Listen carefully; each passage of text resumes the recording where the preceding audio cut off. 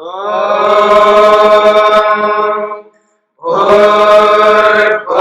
स्वः तत्सवितुर्वरेण्यं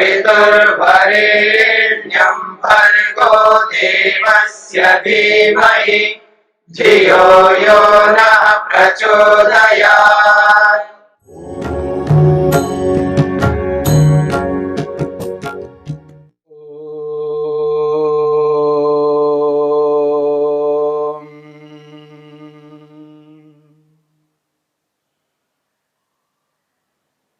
साधन पाद के 19वें सूत्र को लेकर के हम विचार कर रहे हैं। महर्षि पतंजलि ने सत्व रज तम रूपी गुणों के पर्व यानी विभाग जो कार्य पदार्थों के रूप में परिवर्तित होते हैं, उन कार्य पदार्थों के 3 विभाग बताए हैं।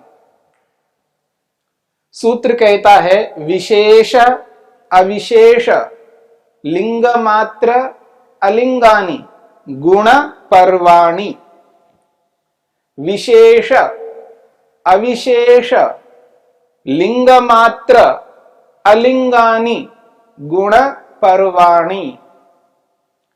गुण पर्वाणि, गुणों के जो विभाग हैं वो विशेष के रूप में, अविशेष के रूप में और लिंग मात्र के रूप में हैं। और जो गुण हैं उनको अलिंग कहा गया है। तो सूत्र के अनुसार महर्षि वेदव्यास ने जो व्याख्या की है, उस व्याख्या के अंतर्गत जो विशेष नामक तत्व हैं वे तत्व 16 प्रकार के हैं। 5 स्थूलभूत हैं जिनको विशेष कहा जाता है, जो सर्व प्रसिद्ध है, जिनको पंच महाभूत कहते हैं। पृथ्वी जल अग्नि वायु आकाश। यहां पर महर्षि वेदव्यास ने आकाश, वायु, अग्नि, उदक और भूमि शब्द से स्पष्ट किया है। और उसके साथ में बुद्धिन्द्रियाणि कहा है। बुद्धिन्द्रियाणि ये ज्ञान को प्रकट करने वाली इंद्रियां हैं। बुद्धि कहते हैं ज्ञान को, तो बुद्धिन्द्रियाणि कहो या ज्ञानेन्द्रियाणि कहो। तो 5 प्रकार के साधन हैं जिनके माध्यम से जानकारी प्राप्त करते हैं, उनको ज्ञानेन्द्रियां कहते हैं। वो ज्ञानेन्द्रियां भी 5 विशेष कहलाती हैं। और ऐसे ही कर्मेंद्रियाणि 5 कर्मेंद्रियां हैं, वो भी विशेष नाम से कहे जाती हैं। तो वो 5 कर्मेंद्रियां, 5 ज्ञानेन्द्रियां, 5 स्थूलभूत, 15 पदार्थ और 1 पदार्थ है जो मन के लिए कहा है। एकादशम मनः सर्वार्थम। 11वां जो इंद्रिय है, ज्ञानेन्द्रियों कर्मेंद्रियों को बता करके 11वीं इंद्रिय के रूप में मन को स्पष्ट किया है। एकादशम मनः 11वीं इंद्रिया है। 11वीं इंद्रिय 11वीं इंद्रिय मन है, जो कि सर्वार्थम, जो बाहर की ओर और अंदर की ओर, बाह्य कर्मों के लिए और आंतरिक कर्मों के लिए दोनों के साथ जुड़ने वाली इंद्रिय है। बाह्य साधन के रूप में और आंतरिक साधन के रूप में, यानी ज्ञानेन्द्रियों कर्मेंद्रियों के साथ भी वो जुड़ता है और अंदर अहंकार के साथ, महतत्व के साथ, आत्मा के साथ भी जुड़ता है। इसलिए उसको सर्वार्थम कहा। सबके साथ जुड़ने वाला है वो मन, और ये भी विशेष कहलाता है। तो 16 प्रकार के पदार्थ हैं, तत्व हैं, जो विशेष नाम से कहे गए हैं। और महर्षि वेदव्यास ने स्पष्ट किया है षड अविशेषाः, 6 प्रकार के पदार्थ जो अविशेष कहलाते हैं। उनमें 5 पदार्थ हैं जो सूक्ष्म भूतों के नाम से कहा जाता है। जिनको तन्मात्राएं कहते हैं। महर्षि वेदव्यास ने कहा शब्द तन्मात्रम, स्पर्श तन्मात्रम, रूप तन्मात्रम, रस तन्मात्रम, गंध तन्मात्रम च। ये 5 प्रकार की तन्मात्राएं ये अविशेष कहलाती हैं। और छठा जो अविशेष है वो है अस्मिता मात्र अर्थात अहंकार। ये 6 प्रकार के अविशेष नामक तत्व हैं। 16 प्रकार के तत्व विशेष है और 6 प्रकार के तत्व अविशेष है। और तीसरे विभाग में लिंग मात्र शब्द से महत्त्व को कहा गया है। महत्त्व जिसको हम बुद्धि के नाम से भी कहते हैं, जिसके माध्यम से निर्णय होता है। जो भी हम विचार करते हैं उस विचार को जब अंतिम रूप देकर के निर्णय करते हैं, उस निर्णय को कराने का जो साधन है वही बुद्धि है। उसी को यहां पर महत्त्व कहते हैं।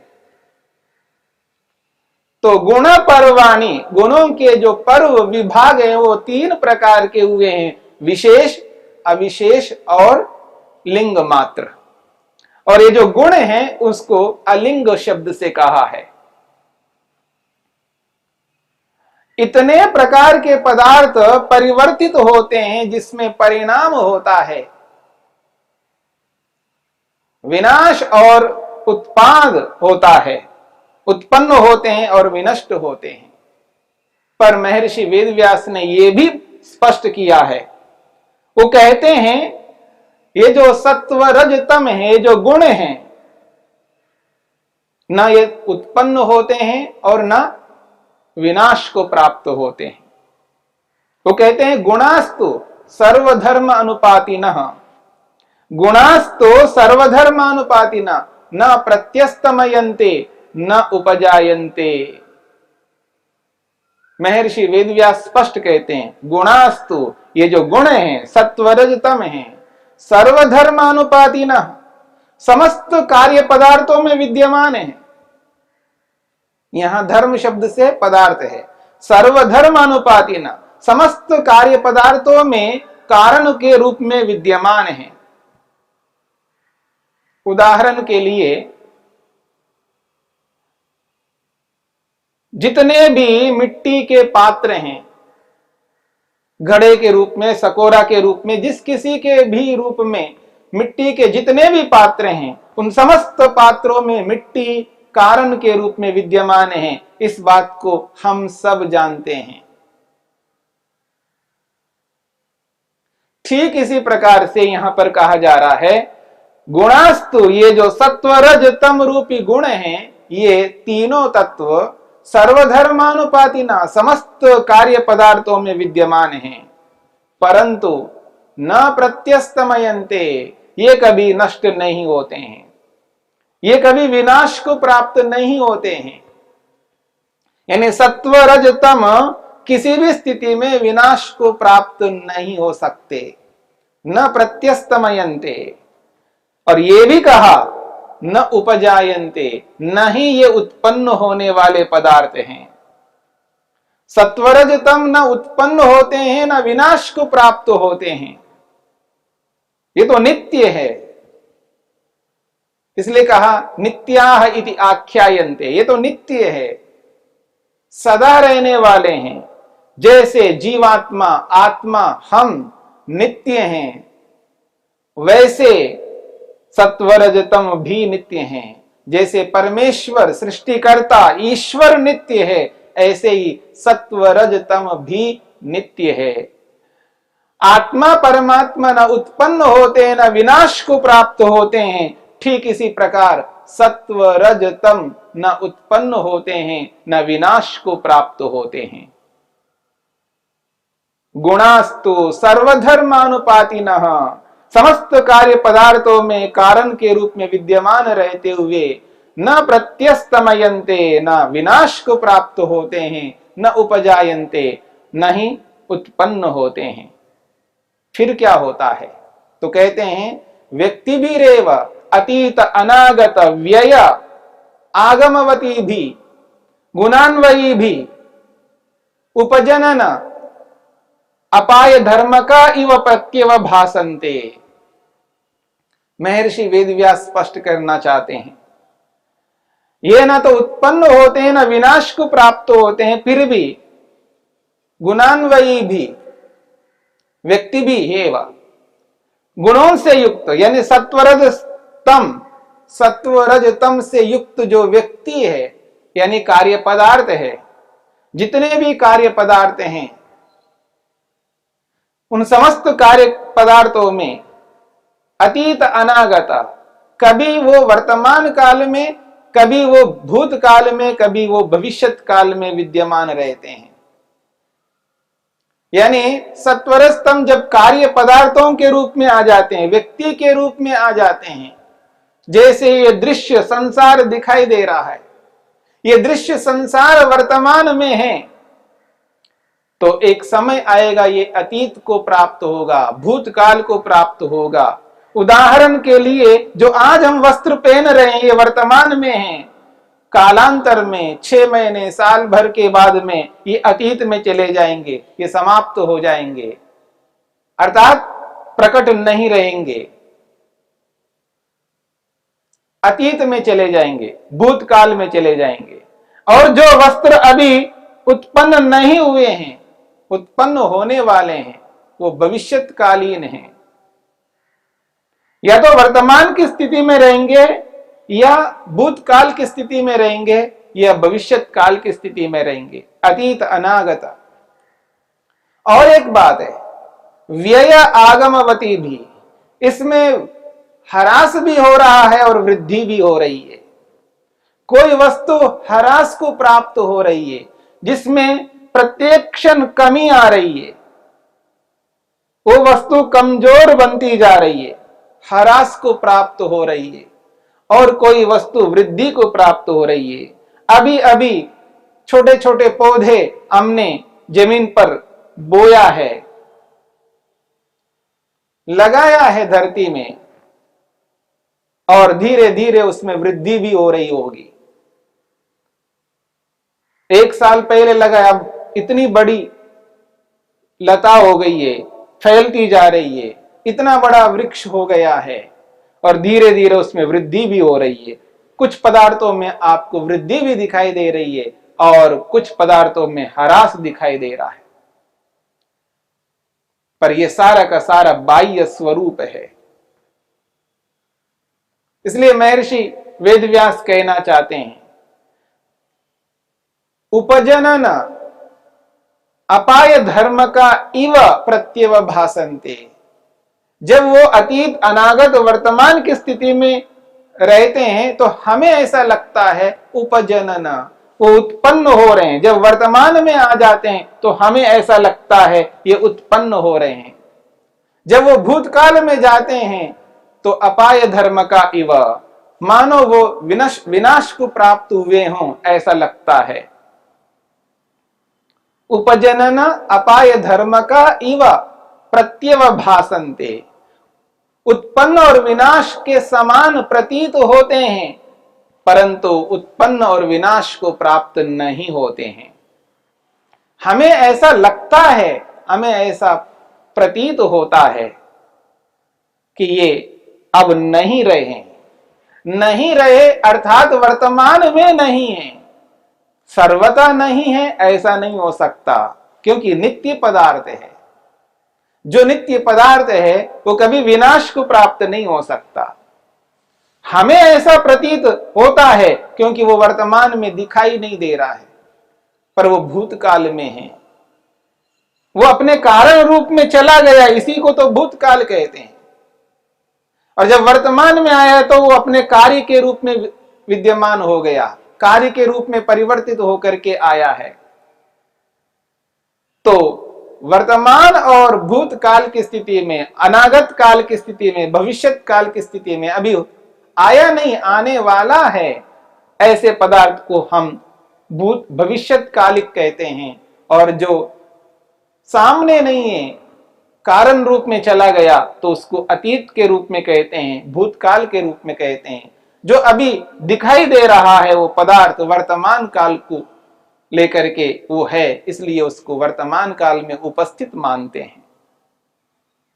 तो इस प्रकार से भूत, वर्तमान, भविष्यत की दृष्टि से इनमें परिवर्तन हो रहा है, लेकिन वस्तु स्थिति में कोई परिवर्तन नहीं हो सकता क्योंकि वो नित्य है। हाँ, प्रतीति अवश्य हमें हो रही होती है कि हाँ ये उत्पन्न हो रहे हैं या विनाश को प्राप्त हो रहे हैं, परंतु ऐसा नहीं होता। इसके लिए महर्षि वेदव्यास ने एक अच्छा उदाहरण प्रस्तुत किया है। वो कहते हैं यथा देवदत्तो दरिद्राति।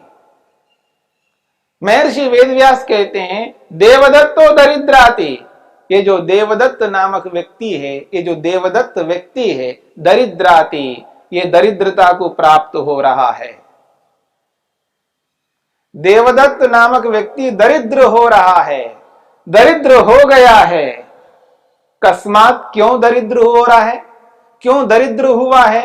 वो कहते हैं यतो अस्य म्रियन्ते गावा इति, क्योंकि इसकी गाय मर रही हैं, इसकी गाय मर गई हैं।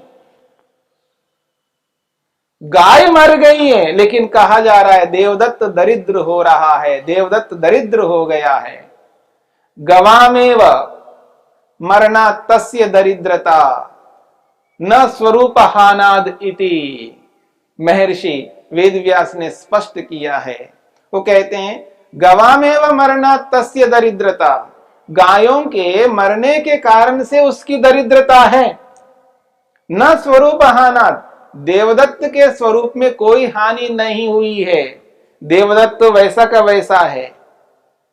गायों के कारण से, गौओं के कारण से उसकी दरिद्रता कही जा रही है, वास्तव में उसकी कोई दरिद्रता नहीं है। समः समाधि, ठीक इसी प्रकार से समाधि कहते हैं समाधान को। समः का मतलब समान, समान रूप से यही समाधान सत्व रज तम के लिए समझ लेना चाहिए। सत्व रज तम, ये तीनों तत्व अपने आप में नित्य हैं। नित्य होते हुए इनमें ये जो उत्पत्ति और विनाश का जो कथन हो रहा है, ये गौण कथन है। जैसे दरिद्र हो रहा है या दरिद्र हो गया है देवदत्त, वास्तव में वो दरिद्र नहीं हुआ है, फिर भी उसको कहा जा रहा है, यही गौण कथन है। ठीक इसी प्रकार सत्व रज तम अपने आप में नित्य होने के कारण से न वो उत्पन्न होते हैं और न विनाश को प्राप्त होते हैं। हाँ, उसके जो कार्य पदार्थ है उसमें परिवर्तन अवश्य होता है।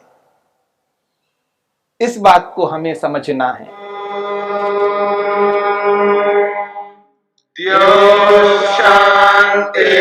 शांतिरंतरिक्षं शांति पृथिवी शांतिरापः शांतिरोषधयः शांति वनस्पतयः शांतिर्विश्वे देवाः शांतिर्ब्रह्म शांति सर्वं शांति शांतिरेव शांति क्षमा शांतिरेधि। ओम शांति शांति शांति